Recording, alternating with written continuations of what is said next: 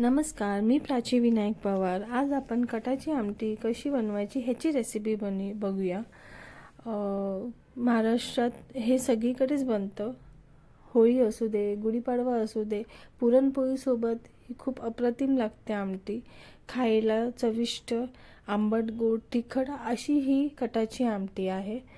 सर्वात प्रथम मी चणा डाळ ही वाफून घेतलेली होती शिजून कुकरमधून, आणि थोडीशी मी तेलात परतून घेते।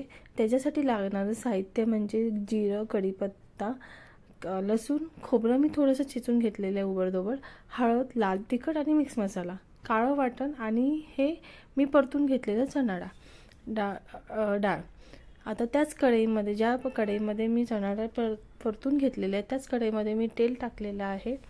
तेल चांगलं गरम होऊ द्यायचं। कटाची आमटी म्हणजे आपण पुरणपोळी करताना चणा डाळ शिजून घेतो, त्याचं जे पाणी उरतं ते म्हणजे कट, आणि ह्याच्यापासून ती आमटी आपण बनवतो ज्याच्यामध्ये आपण मसाले ॲड करतो। मी तेलामध्ये जिरं टाकलेलं आहे, लसूण टाकलेलं आहे, छान मिक्स करून घ्यायचं। थोडं लसूण लालसर होऊ द्यायचं। आता आपण खोबरं मी चिचून टाकलेलं आहे, थोडं सुकं खोबरं, आणि कढीपत्ता टाकलेला आहे, छान मिक्स करून घ्यायचं ते पण, आणि आपले मसाले ॲड करायचे, ते पण छान मिक्स करून घ्यायचं। मसाले टाकताना गॅसची फ्लेम बारीक ठेवायची म्हणजे मसाले खाली लागणार नाही।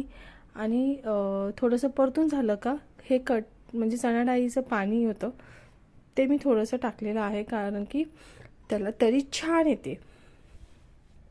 छान ते परतून घ्यायचं बारीक फ्लेमवरती। त्याच्यानंतर काळं वाटण टाकायचं, कांद्या खोबऱ्याचं, ते छान मिक्स करून घ्यायचं मसाल्यामध्ये। एक छान असं परतून घेतलं का त्याला तेल सुटतं, तेल सुटेपर्यंत आपण छान परतून घ्यायचं ते, म्हणजे त्याला तरीही छान येते आणि खायलाही छान लागते आमटी। थोडंसं मीठ टाकलेलं आहे मी, परत परतून घ्यायचं।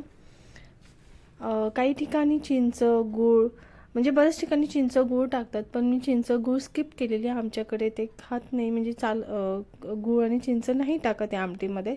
आणि जे पाणी राहिलं होतं चणा डाळ शिजवल्याचं ते मी टाकलेलं ॲड केलेलं आहे, आणि छान उकळी येऊ द्यायची त्याला आमटीला।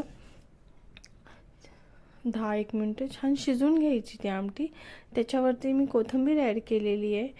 बारीक गॅस करून छान त्याला उकळी येऊ द्यायचं, आणि हे तुम्ही भातासोबत, भाकरीसोबत, पुरणपोळीसोबतही खाऊ शकता। खूप छान लागते, चवीला अप्रतिम लागते। Thank you for watching my video.